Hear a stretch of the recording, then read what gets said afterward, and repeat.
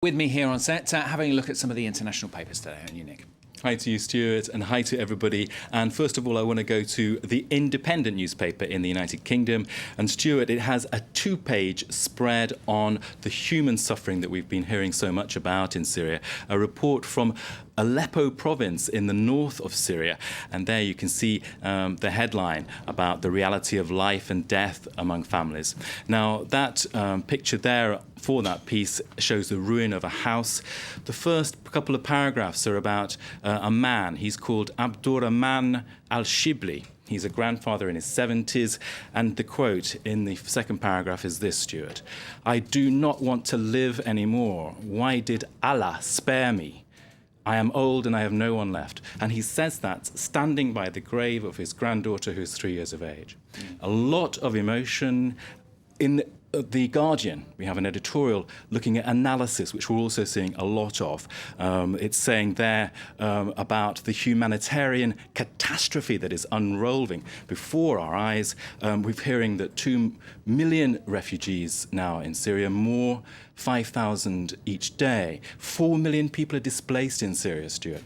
The quote there is a real danger that the burden could destabilize Jordan and Lebanon economically and politically in the same way that the great exodus of Rwandan refugees after the genocide in 1994 destabilized the Democratic Republic of Congo. So you have the hard analysis and the hard emotion. Yeah, very, very emotional stuff in the papers today. One of the main questions, of course, as Congress men and women mull a response to the use of chemical weapons in Syria is the role of the US in the region. It's kind of all about US credibility as well, isn't it?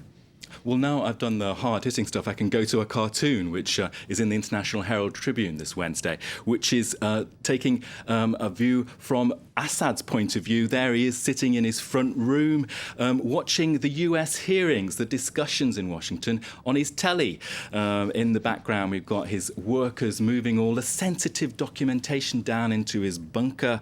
Of course, that is a slap on Washington's wrists about this whole question of US credibility. And added to that, in the last few hours, we've got some social media buzz. What about this? Military McCain, Senator John McCain of Arizona, is caught actually playing online poker during the 3-hour hearings in Washington at the Senate hearings. The Huffington Post is reporting that with a look at Pokergate. There you can see a picture of John McCain. And he actually tweeted right back, "There is no shame. Yes, I was caught playing on my smartphone. It was 3 hours and more long. And the worst of it is that I didn't win that poker." The replies, the flurry on Twitter is there. You can see one example. Well, military McCain doesn't even need a hearing. He wanted Assad's head on a stick anyway, didn't he? So not very good in terms of PR, is it really, Stuart? Not ideal, perhaps, no. No, more seriously, perhaps one US paper arguing that if the US President Obama does get authorization for military action, he could be onto a bit of a winner. Well, this is the first time you, and certainly I've heard of that. We've all been talking about Obama being boxed in by this crisis. Sure. And what we've got now is the Wall Street Journal saying, well, actually, if Congress does go ahead on September the 9th and onwards from that day to decide on a military strike, Obama could net 2 political wins. First of all, he can say, well, I've got cover.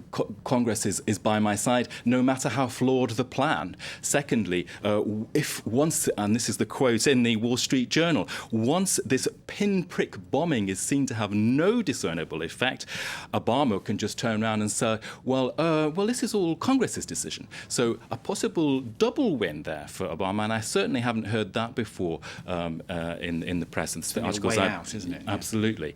I just want to end this Wednesday on a cartoon that I saw in the Gulf News that is, you can see online there, perhaps summing up the crisis for the United States. Is it losing its grip? There, a picture of Uncle Sam on the precipice, the toe kind of not looking very healthy there, or just hanging over there, Stuart. Nick Rushworth summing it all up for us today in the international newspapers. Thanks very much.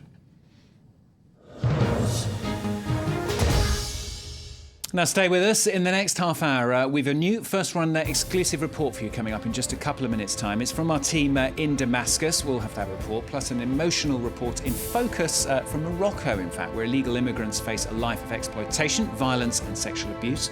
And coming up in the sport, Wales versus Macedonia. Not normally a top international fixture, but it is set to be the first game for the world's most expensive player, Gareth Bale, since his move to Real Madrid. All that after the break.